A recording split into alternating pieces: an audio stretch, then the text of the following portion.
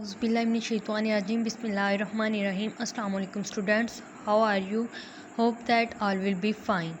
Today the date is 9th June 2020 and the day is Tuesday. Subject Physics, chapter number 2, Kinematics. Previous topic first equation of motion and today's topic is second equation of motion.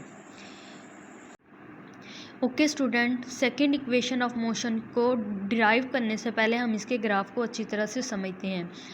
Again उसी तरह से जिस तरह हमने first equation of motion में graph draw किया था उसी तरह से सेकेंड इक्वेशन ऑफ मोशन में भी हम सेम वैसे ही ग्राफ ड्रा करेंगे और वो ग्राफ हमारा होगा स्पीड टाइम ग्राफ. हमारे पास अब जो इनिशियली वैल्यू थी, इनिशियली जो बॉडी ने मूव किया फ्रॉम ज़ीरो टू ए या आप कह लें ओ टू ए, देन उसकी फाइनल वेलोसिटी थी ए से बी तक एंड बी से जब हमने परपेंडिकुलर ड्रा किया तो हमारे पास टी आएगा. अब हमारे पास जो अननोन वैल्यू कौन सी थी, बी सी. अननोन वैल्यू आई थी वो हम किस तरह से फाइंड करेंगे, वी एफ और वी आई, इन दोनों का डिफरेंस जो दे रहा है हमें वो होगा दैट इज़ ए टी के इक्वल. वो किस तरह से, फर्स्ट इक्वेशन ऑफ मोशन हमने की थी उसमें था V F minus V I is equal है ए टी के. अब अगर हम देखें V F minus V I is equal है ए टी के, ये किस तरह से, वी एफ यहाँ से लेके ओ से लेके वी एफ किसके इक्वल है, बी डी के. टोटल जो है बी डी इज इक्वल किसके आ रहा है, वी एफ के. Similarly C D is equal आ रहा है वी आई के. तो हमने लिख दिया वी एफ की प्लेस पे हमने राइट कर दिया B D minus V I किसके इक्वल था, सी डी के. Minus C D is equal है, अब हमारे पास जब हमने इन दोनों का डिफरेंस किया we F minus V I किसके इक्वल आ रहा है, बी सी के. तो हमने इधर लिख दिया B C, B D minus C D is equal है बी सी के. तो बी सी हमारे पास इधर क्या वैल्यू आ रही है, ए टी. तो हम कह देंगे बी सी इज इक्वल है ए टी के और ये हमारी हो जाएगी gain in speed, that is called gain in speed. अब हमारे पास कोई भी वैल्यू ऐसी नहीं है जो कि अननोन नहीं रही हो, यानी हमारे पास फुल लेंथ इज इक्वल है, फुल लेंथ जो है बी डी इज इक्वल आ गया हमारे पास वी एफ के इक्वल. हाफ लेंथ यानी from C to D V I and from B to C it is at gain in speed. Now the second equation of motion is about distance. Second equation of motion में हम क्या करेंगे, distance find करेंगे. इसमें हमने find out करना है कि अगर body move करे तो करके तो गई है बॉडी, बॉडी ने अगर मूव तो किया है लेकिन उसने कितना डिस्टेंस कवर किया है, from O to A and then from A to B and then from B to D.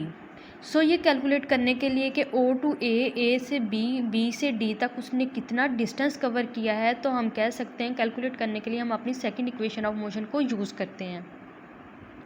So second equation of motion that is S is equal है V I T plus half A T square, जो कि हमें बता रही है कि distance कितना होगा अगर हमें इनिशियल वेलोसिटी का पता हो, टाइम हमें गिवन हो, एक्सेलरेशन हमें गिवन हो, तो हम इजीली डिस्टेंस को फाइंड आउट कर सकते हैं जो कि बॉडी ने कवर किया from O to A, from O to A to B and B to D.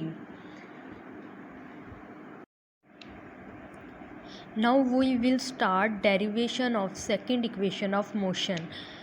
Figure के अकॉर्डिंग अगर डिस्टेंस को देखा जाए that is equal to area of O A B D. So अब हमें इसको कैलकुलेट करते हैं किस तरह से हम एरिया फाइंड करेंगे ओ ए बी डी को. ग्राफ में अगर हम देखें तो हमारे पास दो डायग्राम्स हैं, यानी एक हमारे पास रेक्टेंगल है और एक ट्रायंगल है. सबसे पहले अगर हम देखें तो टोटल डिस्टेंस कहाँ तक बन रहा है, ओ ए बी डी, ओ से लेके हमारा डिस्टेंस कहाँ तक बन रहा है, टोटल डी तक, यानी ओ ए बी डी के. टोटल डिस्टेंस इज इक्वल हम लिखेंगे area of rectangle O A C D plus A B triangle of area of triangle A B C के. जब इन दोनों को ऐड किया जाएगा तो हमारे पास टोटल जो है area of O A B D आ जाएगा.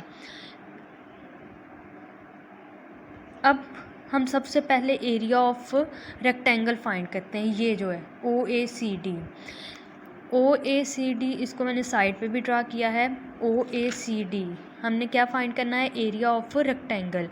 सो एरिया ऑफ रेक्टेंगल का फार्मूला होता है लेंथ मल्टीप्लाई विड्थ। सिंपल आप ये भी कह सकते हैं OA मल्टीप्लाई OD, या आप लिख लें length multiply width.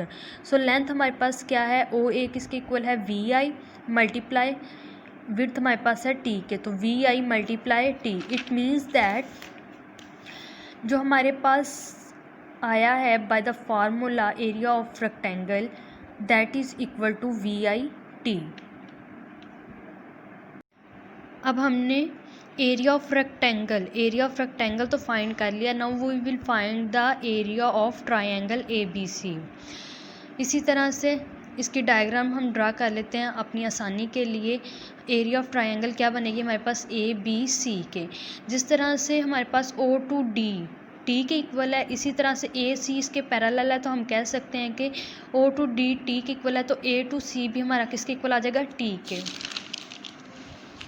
Now area of triangle ABC, area of triangle का फार्मूला होता है half of length multiply height. तो हाफ 1/2 हमने वैसे ही राइट किया। ये मैंने सिंपली आपके लिए आसानी के लिए ड्रा किया कि हमारे पास ट्रायंगल क्या बन रही थी, ABC, A से B एंड B से C। A to C हमारा क्या था, T, एंड B से C AT हमारा किस तरह से आया था, जो मैंने स्टार्टिंग पे बताया था आपको कि फर्स्ट इक्वेशन ऑफ मोशन में हमने किया था VF माइनस VI, यानी final VF minus VI is equal था AT के। सो वैल्यूज़ हमने पुट की, ये हमारी हाइट हो गई 1/2, लेंथ हमारे पास T आ गई और हाइट हमारे पास AT। जब इन दोनों को मल्टीप्लाई करेंगे तो एरिया ऑफ ट्रायंगल ABC हमारे पास आ जाएगा 1/2 AT²। पीछे जो हमने की वो थी हमारी इक्वेशन नंबर, हमने क्या कहा कि सेकंड इक्वेशन थी। मेन इक्वेशन जो थी वो हमारी area of rectangle OACD and plus area of triangle ABC। हमने जो एरिया ऑफ रेक्टेंगल फाइंड किया था इक्वेशन नंबर 2 एंड इक्वेशन 3 को हम इक्वेशन 1 में पुट करते हैं, तो हमारे पास आएगा put equation 2 and 3 in equation 1। So total distance हमारे पास आ जाएगा S is equal area of rectangle OACD plus area of triangle ABC।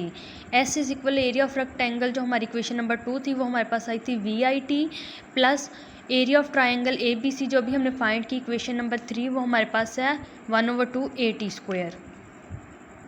So total distance S that is equal to VIT plus 1/2 AT² and it is our second equation of motion. On your book page number 45 question होगा derive the relation for second equation of motion. तो आप इसका answer यहाँ से start करेंगे। Consider a body moving with initial velocity. जिस तरह आपने फर्स्ट इक्वेशन ऑफ मोशन में ये पैराग्राफ राइट किया था, इसी तरह इसको यहाँ तक राइट करने के बाद आप हेडिंग देंगे second equation of motion, then आप इसकी डेरिवेशन कर देंगे। इसके साथ भी आपने इसका ग्राफ मस्ट ड्रा करना है। Okay student, note down your diary. Second equation of motion page number 45, learn plus write. Neat register पर आपने इसको राइट भी करना है और इन्हें लर्न भी करना है।